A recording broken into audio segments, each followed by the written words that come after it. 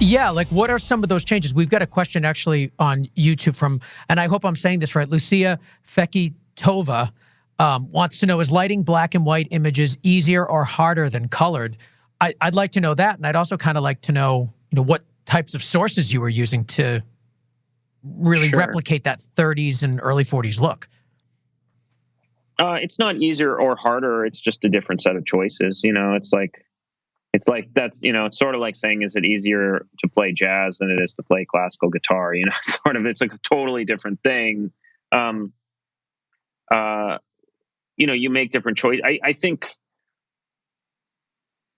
I think for me, I was employing a technique that I hadn't used much recently. It's become very much in vogue in modern cinematography to work at 5-foot candles and work with a lot of soft light and with very shallow focus and use a lot of color separation and this kind of very soft underlit look is in fashion right now. And I had been doing a lot of that work actually, certainly this kind of low key style of lighting, and had to go back to my roots a little bit in my days, as a younger man, as a gaffer, lighting film and thinking about kind of more deliberate light sources and harder light sources. And so, we used Fresnels, big incandescent Fresnels T12s, 20Ks, and some soft light as well. But it was a lot of hard light. And certainly in the flashback sequences, there's more hard light than there is in the bungalow stuff. That stuff's a little bit more modern lit, actually. It's got a kind of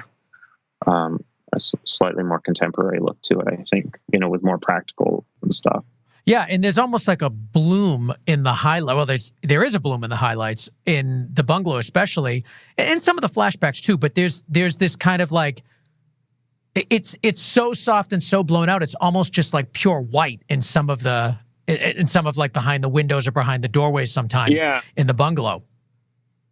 Well, we used a lot of smoke, and I don't generally. And I certainly didn't on Mank, but I don't generally like a lot of diffusion on the lens. I just don't. I find it's hard to make it look real, and I much prefer to use atmosphere in the set. So we used atmosphere, and that so those the glow around the windows is essentially it's lit smoke in those situations. But then we did another thing where we in the DI we bloomed the blacks, so we keyed the blacks and grabbed them and defocused them a little bit, and it's kind of an old trick, but it's meant to reference a thing that happens in black and white release stocks. When you dupe them multiple times, you get this kind of blurriness and softness in the blacks, and it's part of how we got that kind of pearlescent quality in the image. So it's a combination of things going on. One of the things that I noticed too is the dissolves are very unique looking.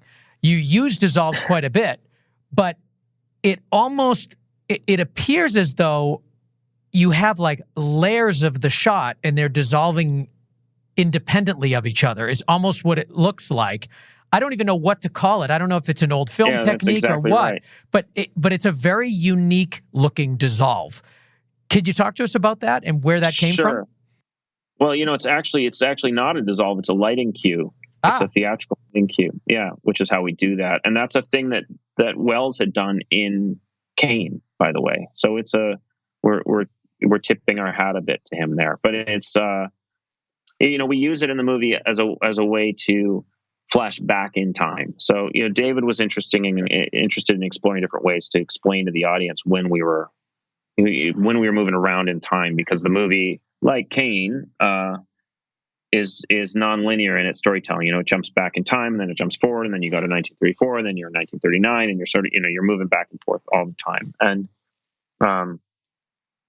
he thought, well, let's have one constant to make sure that the audience understands when we're going backward. And the thing we chose was this theatrical lighting cue, and which is fun because you can sort of decide which part of the frame you want to linger. The kind of latent image aspect to it.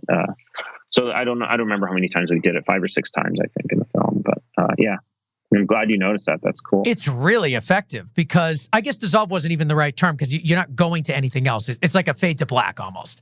And yeah. it's just done in such a unique way. And it's one of the things that popped out to me a lot. And it's, when like reading all the articles about Mank and your work on it, I was so surprised one after another. I'm like, how could this not be brought up? Am I the only maniac that's noticing how cool these fade to blacks are?